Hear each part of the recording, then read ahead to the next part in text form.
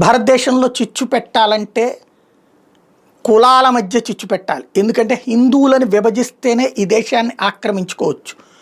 వృత్తిని కులంగా మార్చినటువంటి బ్రిటిషోడు సాధించింది.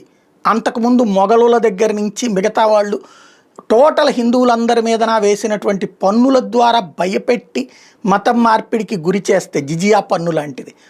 అదే వీళ్ళు వచ్చేటప్పటికి హిందువులని నిట్ట నిలువున కులాల వారీగా చీల్చారు.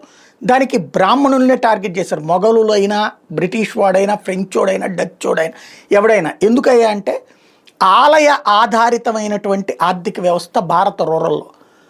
ఆలయం దగ్గరే వ్యాపారాలు ఉండే, ఆలయం దగ్గరనే ఆహారం ఉండేది, ఆలయం దగ్గరనే పెద్ద మనుషుల నిర్ణయాలు ఉండేది. దాంట్లో బ్రాహ్మణుడి యొక్క పాత్ర ఉండేది. కాబట్టి ఆ బ్రాహ్మణుణ్ణి అసమర్థుని చేస్తే, బ్రాహ్మణుణ్ణి అవినీతిపరుడిని చేస్తే, బ్రాహ్మణుణ్ణి దుర్మార్గుడిగా చూపెడితే సాధ్యం అన్నటువంటి కోణంలో నాటి నుంచి ప్రారంభమైనటువంటిదే కుల విభజన పతాక స్థాయి పరాకాష్ట. ఇప్పుడు ఇందులో అమెరికాకి సంబంధించినటువంటి వాళ్ళు కూడా భారతదేశాన్ని దెబ్బతీయడానికి జరిపే కుట్రలకి దీన్నే వాడుకుంటున్నారు. ఎవడైతే పీటర్ నెవరవో ఈ ట్రంప్కి సలహాదారు, వీడు కొత్త కాన్సెప్ట్ తెర మీదకి తెచ్చాడు. ఏంటయ్యా అంటే బ్రాహ్మణులు ఆయిల్ నుంచి సంపాదించుకుంటున్నారంట. ఆడి దృష్టిలో అంబానీ బ్రాహ్మణుడు, అదానీ బ్రాహ్మణుడు, లేకపోతే ఐఓసి, హెచ్పిసిఎల్ ఇట్లాంటివన్నీ బ్రాహ్మణ సంస్థలు అనమాట.